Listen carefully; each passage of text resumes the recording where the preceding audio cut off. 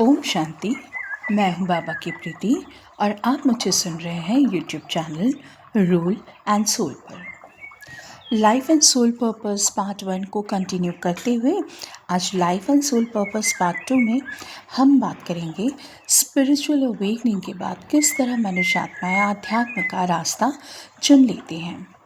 कुछ Akashic readers बन जाते हैं, कुछ लाइफ कोचेस हो जाते हैं, कुछ स्पिरिचुअल गाइड्स बन जाते हैं, कुछ एस्ट्रोलॉजर, कुछ टैरो कार्ड रीडर और भी बहुत कुछ। तो क्या यही उनका लाइफ पर्पस या सोल पर्पस होता है? यह एक बहुत ही महत्वपूर्ण और गहरा सवाल है। आध्यात्मिक जागृति या स्पिरिचुअल अवेकनिंग एक गहन आंतरिक परिवर्तन है जहाँ व्यक्ति अपने अहंकार से परे जाकर अपनी ट्रू सेल्फ या कॉन्शियसनेस से जुड़ने लगता है। इस प्रक्रिया में जीवन का उद्देश्य या आत्मा का उद्देश्य सोल पर्पस स्पष्ट होने लगता है। तो क्या लाइफ पर्पस या सोल पर्पस यही होता है? देखिए, शिव बाबा के ज्ञान के अनुसार जीवन के परम उद्देश्य और हमारे भौतिक जीवन के कर्म, हमारे करियर, हमारे रोल के बीच के अंतर को समझना ज़रूरी है। तो अब सवाल यह उठता है कि परम उद्देश्य और कर्म में अंतर हम कैसे समझें, इसे कैसे समझा जाए। शिव बाबा के गीता ज्ञान के अनुसार जीवन का परम उद्देश्य केवल एक ही है, आत्मा की जागृति, अपने असली शांत पवित्र प्रेम स्वरूप आत्मिक स्वरूप को जानना, परमात्मा से कनेक्शन जोड़ना, परमपिता शिव बाबा को याद करके उनके साथ योग लगाना, विकारों से मुक्ति पाना, स्वयं को काम, क्रोध, लोभ, मोह, अहंकार इन सब माया से मुक्त कर पवित्र बनाना। यही है वह परम उद्देश्य जो हर मनुष्य आत्मा का आंतरिक और एकमात्र आध्यात्मिक लक्ष्य है। और जीवन में जो इतने सारे रोल्स होते हैं जैसे स्पिरिचुअल काउंसलर, ज्योतिष, लाइफ कोच, ये सब जो सामने आते हैं वे आपके कर्म क्षेत्र हैं और यह आपके जीवन जीने का एक तरीका है, एक साधन है। यह अक्सर आत्मा के उद्देश्य या सोल पर्पस का एक बहुत बहुत महत्वपूर्ण हिस्सा होता है। लेकिन सिर्फ यही नहीं होता, यह दोनों चीज़ें एक दूसरे के विरोध ही नहीं होते बल्कि एक दूसरे के ये पूरक हो सकते हैं, कॉम्प्लीमेंट्री। कर्म और आत्मा के परम उद्देश्य में क्या समन्वय है? किस तरह ये सारे काम, सारे कर्म या ये सारे रोल्स परम उद्देश्य से जुड़ते हैं? आइए इसे विस्तार से समझते हैं। आध्यात्मिक जागृति के बाद व्यक्ति को अपनी इनर कॉलिंग, आंतरिक पुकार या सहज ज्ञान, इंट्यूशन अधिक स्पष्ट तरीके से सुनाई देने लगता है। कोई मनुष्य आत्मा आत्मिक जागृति, अपना परम उद्देश्य प्राप्त कर लेता है तो वह अपने अंदर की शांति, ज्ञान और सकारात्मकता को अन्य के साथ साझा करना चाहता है। ऐसी ही आत्माएं Akashic reader, life coach, spiritual guides, astrologer या टैरो कार्ड रीडर जैसे रोल्स चुनकर अक्सर अपनी सीखों, अपने अनुभवों और अपनी विकसित हुई क्षमताओं को अन्य आत्माओं की सेवा में, सर्विस में लगा रही होती है। जी हाँ, वे अपनी पवित्रता और आंतरिक शक्ति का उपयोग लोगों को उनके जीवन की समस्याओं में मदद करने के लिए, उन्हें प्रेरित करने के लिए और आत्म जागृति का सही रास्ता दिखाने के लिए करते हैं। और इसी तरह से यही सेवा और मार्गदर्शन का कार्य उनके सोल पर्पस का एक बहुत ज़रूरी हिस्सा हो जाता है, जो उन्हें अन्य आत्माओं की चेतना को जागृत करने या उनके जीवन पथ पर मदद करने के लिए प्रेरित करता है।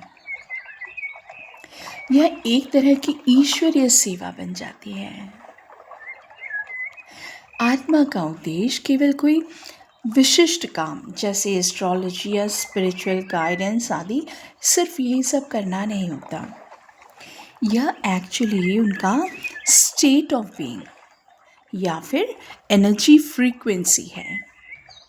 एक आध्यात्मिक जागृत व्यक्ति, मान लीजिए यदि बैंक में काम कर रहा है, तब भी वह प्रेम और ईमानदारी से काम करके दूसरों के प्रति दयालु होकर अपनी सोल पर्पस को जी सकता है। तो इसीलिए टैरो कार्ड रीडिंग या एस्ट्रोलॉजी या स्पिरिचुअल कोचिंग, ये सब केवल एक व्हीकल हैं जिनके माध्यम से वह आत्माएं अपने आत्मा के सार, माना एसेंस को एक्सप्रेस करती हैं।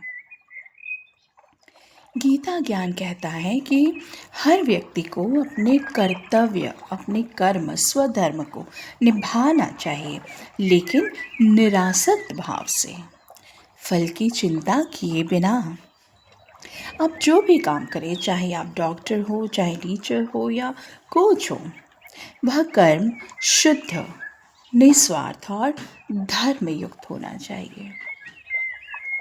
अगर कोई लाइफ कोच बनते हैं तो उनका उद्देश्य केवल पैसा कमाना नहीं, बल्कि परमात्मा की याद में रहकर, परम उद्देश्य में रहकर अपने काम से दुनिया की सेवा करना होना चाहिए। और इन्हीं में आपके कर्मों का हिसाब किताब भी चुकता होता है। जी, शिव बाबा का ज्ञान हमें समझाता है कि अपनी बुद्धि योग को केवल परमात्मा से जोड़कर हम अपने पुराने पाप कर्म को भस्म कैसे कर सकते हैं। स्पिरिचुअल जागृति के बाद जब लोग आध्यात्मिक प्रोफेशन या स्पिरिचुअल प्रोफेशंस को चुनते हैं, तो यह अक्सर उनके गहरे सोल पर्पस, माना दूसरों की सहायता करने, उन्हें सशक्त बनाने और चेतना के विकास में योगदान देने की अभिव्यक्ति होती है। यह उस उद्देश्य को जीने का एक तरीका है, न कि केवल एकमात्र परिभाषा है। उनका मुख्य उद्देश्य स्वयं के और सामूहिक विकास के लिए अपनी जागृत चेतना का उपयोग करना होता है। तो इस तरह हम अच्छे से जान चुके हैं कि हम समझते हैं कि परम उद्देश्य तो एक ही होता है, सेल्फ रियलाइजेशन एंड यूनियन। और यह सभी रोल्स इस उद्देश्य को प्राप्त करने के दौरान निभाए जाने वाले पवित्र कर्म या सेवा का साधन होते हैं। परम उद्देश्य को प्राप्त करने का एक मंच होते हैं।